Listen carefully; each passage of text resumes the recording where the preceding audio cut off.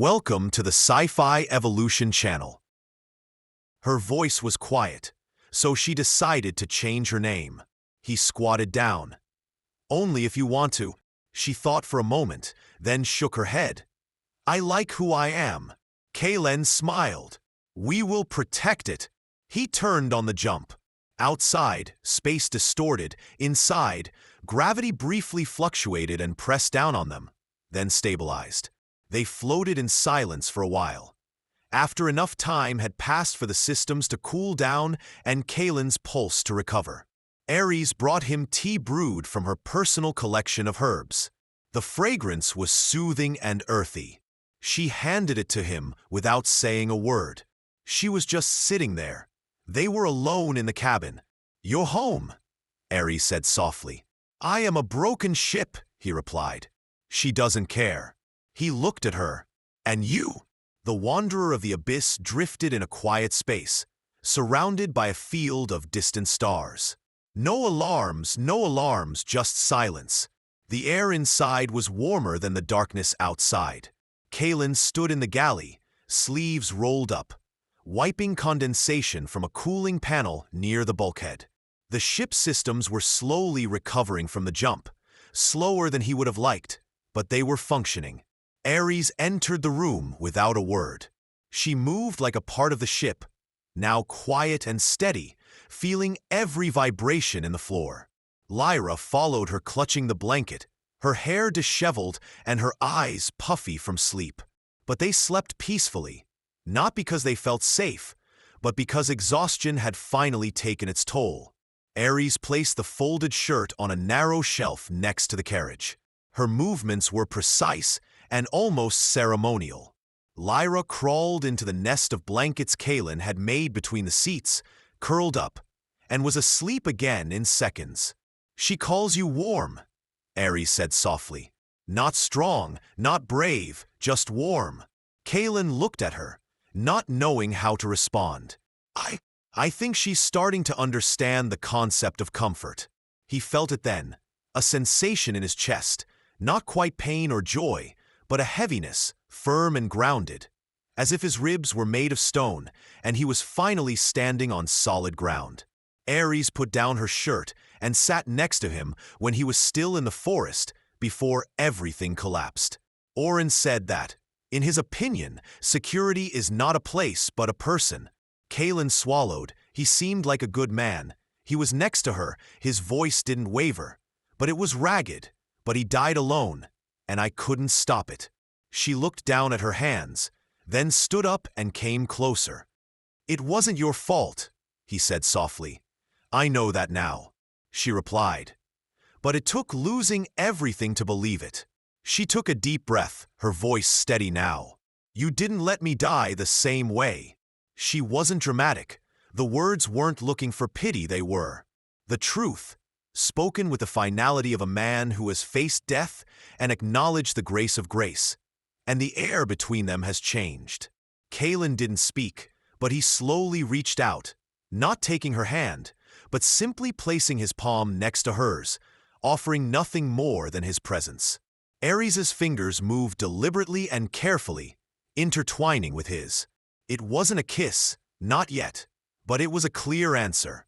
That night, a radiation wave from a nearby gas giant hit their path, damaging half of the station systems and forcing them into emergency mode. The light flickered, the gravitational field fluctuated, and the temperature dropped faster than expected. The ship groaned as the shields adjusted. One crew member let out a scream.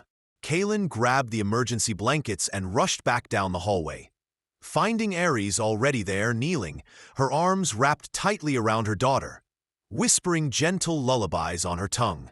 He didn't recognize the voice, which was barely audible, but the melody resonated through the darkness like an ancient sound made of wood, smoke, and river mist. He knelt down, wrapping the blanket around the three of them. He reached for her hand and squeezed it tightly. Her hand was shaking. She's scared, she whispered. Me too, he replied just as quietly. They stayed like that, pressed against each other on the cold metal floor of the ship, their low humming filling the space around them. Lyra gradually calmed down, her face pressed against Ares' chest, her small fingers clutching the folds of Kalen's jacket. She wasn't crying anymore. "Now she's calling you Daddy," Ares said after a while, her voice so low he could barely hear it. Kalen looked down at the girl's hand. "I don't mind," he said, taking a deep breath. "And you?" he asked. She shook her head slowly. "I think," she hesitated, then said, "I think I'm sorry I didn't meet you sooner. I've forgotten what it feels like to feel kindness." He turned his head to look at her. She was watching him, not scared, not hidden. For the first time, her shoulders relaxed, and the bioluminescent markings on her temples began to glow softly, pulsing with pale blue light. "You haven't forgotten," he said. "You just didn't have a safe place to express it." She tilted her head slightly and leaned against him without saying a word. Her forehead rested on his shoulder, and he let her stay there. Outside, the storm was pounding the hull of the ship.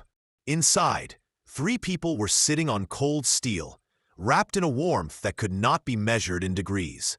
The Abyss Wanderer was trembling.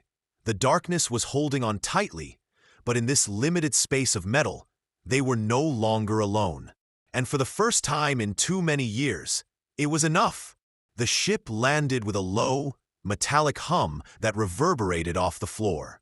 The connecting clips snapped shut one by one, each sounding like the last note in a long, unfinished melody. The lights above flickered, reflecting the way the old grid of Prell Station greeted them without warmth. "They have arrived."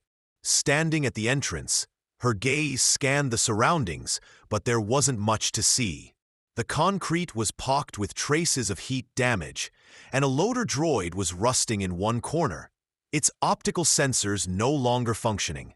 The place smelled of metal, ozone, and abandonment, but it was quiet, and for the moment that meant safety. Lyra walked down the ramp, her small boots clanking on the metal grate as she stepped onto the open ground. She stopped and tilted her head, allowing the artificial sunlight from the overhead net to bathe her face in a pale golden hue. "It's warm in here," she said, her voice barely audible. Kalen followed her, his hand resting lightly on the handle of his tool belt, not for show, but out of habit. "I like it anyway," she said. "It looks like morning." Ares came out behind them, moving slowly, her arm wrapped around a canvas bag slung over her shoulder. Her white hair was tied back, but loose strands curled around her face. Kalen glanced at her briefly, and their eyes met. Something unspoken passed between them, perhaps recognition or relief. They still had to find the words, but they moved quietly through the hangar, passing by a wall of silent ships, some abandoned, some still operating, most forgotten. The place Kalen had rented was deep in the lower decks. There was no traffic, no requests, just a few electrical connections and a rusty blast door that still responded to the old safety protocols. Once inside, they assessed the situation. The air was breathable, the water recirculation system was working, and the lights were on, albeit dim. Kalen checked the seals around the hatch, rechecked the manual controls, and ran a quick diagnostic on the external motion sensors. Everything seemed clean, no alarms, no patrols, no consortium signal detectors, at least for now. He turned to see Ares unpacking their meager belongings on a shelf. 2 folded shirts, a coil of wire, a blunt knife, and a lyre drawing with a ship. With wings that resembled the wings of a bird, she was in the corner, dragging a box against the wall. "What are you doing?" asked Kalen. "I'm making my nest," she replied in a businesslike manner. "Ships don't have bedrooms, so I make nests." He sat down next to her. "Need some help?" She nodded. Together they laid out blankets, laying them on top of the old repair tents. She placed her doll, a small bundle of cloth and wire, on top, as if it were a guardian. Then she turned to him, her golden eyes wide and serious. "Can I ask you something? If someone comes and says they want to take me away, what will you do?" "What is it?" she asked slowly. "I won't let them," he replied without hesitation. "But what if they're bigger than you?" she asked, bending down. "I'm going to build something bigger than them," she whispered, climbing onto his lap and wrapping her arms around his neck. "Can I call you Daddy all the time now?" she asked. He did not move, did not speak. He could only feel the weight of her small, fragile, trusting body pressed against him, as if it were the most natural thing in the world. She looked at him, and Ares stood at the edge of the room, watching. She didn't nod or speak, but the look in her eyes was close to peace, or perhaps surrender, to hope, to silence, to the thought that this time they might not have to leave again. Kalen pulled Lyra closer. "You can," he said softly. "You're already doing it." Later that evening, as the lights dimmed and the hum of the station settled into a low rhythm, Kalen sat on the edge of his bunk, staring out the narrow porthole. Outside, Prell Station revolved around the dying moon. Its surface split and permeated with slow-burning light. Ares joined him, holding a cup of hot tea. "She's not asking if we're going to be thrown out anymore," she said. "No, she doesn't even ask if we're staying. She knows." Ares handed him the tea. The Abyss Wanderer system took a deep breath as the station prepared for the night. The hum of machinery has died down. No alarms, no urgent signals, no progress. The Abyss Wanderer system sighed again as the station sank into its peaceful night. Lyra stirred in her sleep, muttering incoherently, but Kalen remained motionless next to Ares. Her fingers gently touched his shoulder, without any words, without any statements or promises, just a simple gesture of warmth. And that was enough. The morning came slowly, as if he had nowhere to hurry. The old porthole doors let in soft light, which illuminated the interior of the ship in a dusty golden hue. It wasn't sunlight, actually, but the station's artificial morning cycle had improved since Kalen fixed the old-time relay 2 days ago. The room gradually warmed up, creating the illusion of dawn. In the middle of it all, Lyra was lying wrapped in a blanket that had seen many refueling stops. She was curled up in a ball, her arms stretched out to the edge of the floor, her fingers twitching as if she was searching for something in her sleep. Then she settled deeper into the folds of the blanket. Kalen was already awake, sitting cross-legged on the metal floor, just a few feet away from her. He was half buttoned up, smoothing out the last seam of his shirt. He found a handmade wooden glider in cargo hold number 3. The wood paneling was damaged, so he used an old rigger's file to smooth it out. During power outages and quiet nights, he cut it into pieces. He wasn't perfect, but he could fly. He tested it, and it worked. Lyra woke up and quietly crossed the room to put her wing next to her. After a moment, she moved, and her fingers closed around the wing, as if she was anticipating it. She blinked sleepily and sat up. "Is it real?" she whispered. He smiled and said, "There's only one way to find out." She jumped up, her hair disheveled, and ran barefoot to the hangar, not even bothering to brush her teeth. Ares's voice came from the corner, gentle but firm. "Put your shoes on first." Lyra stopped in her tracks, turned around, and rushed back to her bunk to put on her mismatched shoes, which she decorated with star stickers. Kalen followed her at a slower pace, flexing his shoulders to ease the stiffness from sleep. He walked past the galley, where she was already standing by the stove, slicing rehydrated roots with slow, practiced movements. The warm aroma of brown spices and broth filled the recycled air. "You're up early," he said. "I wasn't supposed to cook, but I wanted to," he said. She just replied, "I understand." He glanced at her hands, which were firm and showed no signs of caution. There was a sense of calmness in her eyes. Lyra's laughter echoed down the hallway. A moment later, she took off. She really took off. Kalen leaned against the door frame and grinned. They spent the morning in the hangar, where Kalen drew lines on the floor with a greasy pencil, marking imaginary landing zones and flight paths. Lyra took a glider and ran along the markings, throwing it with her whole body, shouting the names of the ships and pretending to be a planetary pilot. When she missed and the glider hit the support beam, she gasped, but Kaylin crouched down, examined the wing and said, "Every accident teaches us something." "For what?" she asked. "For example, what's the best way to fly next time?" She beamed. "Then I'm learning a lot." In the end, she persuaded him to join the game. She declared herself the captain of the ship and named him the chief engineer. Their goal was to protect the hangar from the threat of phantom snakes. He followed her instructions. Ares, with feigned seriousness, rushed from one corner of the kitchen to the other, shouting instructions online and deploying magnetic nets, pretending that she was not out of breath. She watched with a smirk on her lips, leaning her elbow on the counter and resting her chin on her hand. By the middle of the day, the light at the station dimmed slightly, reflecting the gradual sunset. Steam rose gently from a pot of nutritionally based stew made with real dried herbs and a pinch of canned root oil that Ares had purchased from a merchant 2 days earlier.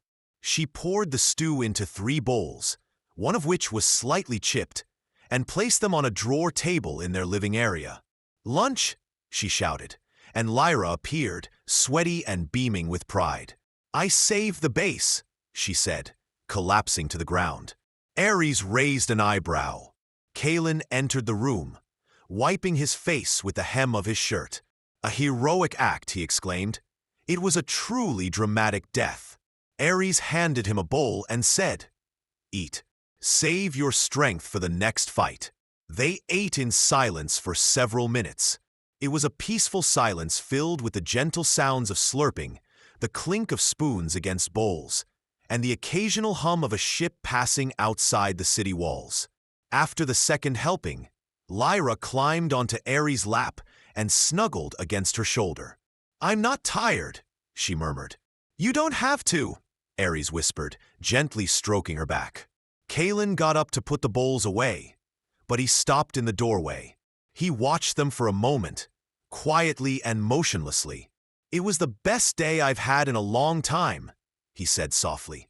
Ares looked up surprised. "Because of you?" she asked. He nodded. "And because you made the ship a home," she said, her eyes softening. He smiled. "You've made it a safe place," he replied. She blinked slowly. Then she stood motionless, holding the sleeping child in her arms. "You're not the person I expected to meet when I gave up," she said.